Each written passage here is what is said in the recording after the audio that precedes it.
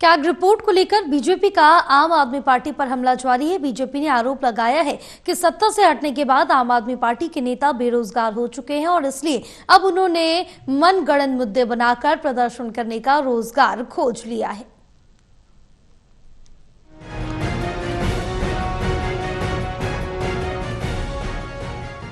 स्वास्थ्य विभाग को लेकर सदन में पेश हुई कैग की रिपोर्ट के बाद बीजेपी का पूर्व सीएम अरविंद केजरीवाल और आम आदमी पार्टी पर हमला जारी है। वीरेंद्र सचदेवा ने कहा कि विधानसभा में बीजेपी सरकार द्वारा सीएजी की 2 रिपोर्ट विधानसभा पटल पर रखे जाने के बाद आम आदमी पार्टी और उनके सभी विधायक सिर्फ प्रदर्शन कर अपने भ्रष्टाचार से दिल्ली के लोगों का ध्यान भटकाने की कोशिश कर रही है।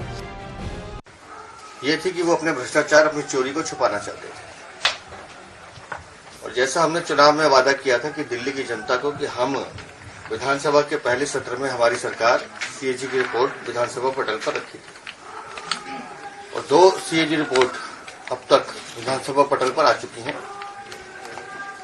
एक एक्साइज पॉलिसी को लेकर है और दूसरी हेल्थ को लेकर।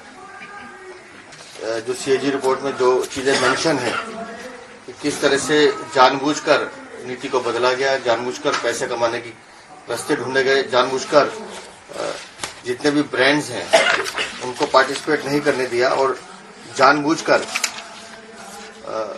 3 ब्रांड, एक इंडोस्पिरिट, महादेव लिकर और बिंडको, ये 3 कंपनीज ऐसी थी जिन्होंने 70% पूरी एक्साइज पॉलिसी में ब्रांड को मैनिपुलेट किया। वीरेंद्र सचदेवा ने कहा कि हमने विधानसभा चुनाव में संकल्प लिया था कि विधानसभा की पहली बैठक में ही कैग की रिपोर्ट को रखेंगे और आज जब रिपोर्ट सामने आ गई है तो अरविंद केजरीवाल पूरी तरह से गायब हैं और उनके विधायक जो अब बेरोजगार हो चुके हैं। उन्होंने कहा है कि आप नेता झूठे प्रदर्शन कर जनता को बरगलाने का काम कर रही है।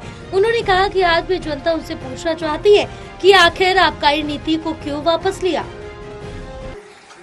मतलब आपने स्पर्धा भी ईमानदारी से नहीं की, लोगों को काम नहीं करने दी और जो कर रहे थे उसमें कैसे अवैध शराब को बढ़ावा देना, कैसे चोरी करना, कैसे रेट को मैनिपुलेट करना और एक पर्टिकुलर ब्रांड्स को बढ़ावा देना। मतलब एक बहुत मोटा खेल आम आदमी पार्टी, अरविंद केजरीवाल, मनीष सिसोदिया ने खेला था। और मुझे लगता है कि खुद स्पीकर साहब ने भी पीएससी में वो रिपोर्ट भेजी है। निसंदेह इस पे और आगे तेजी से कार्रवाई होगी, जांच होगी और जितने भी दोषी हैं वो सब इसमें सजा के पात्र होंगे।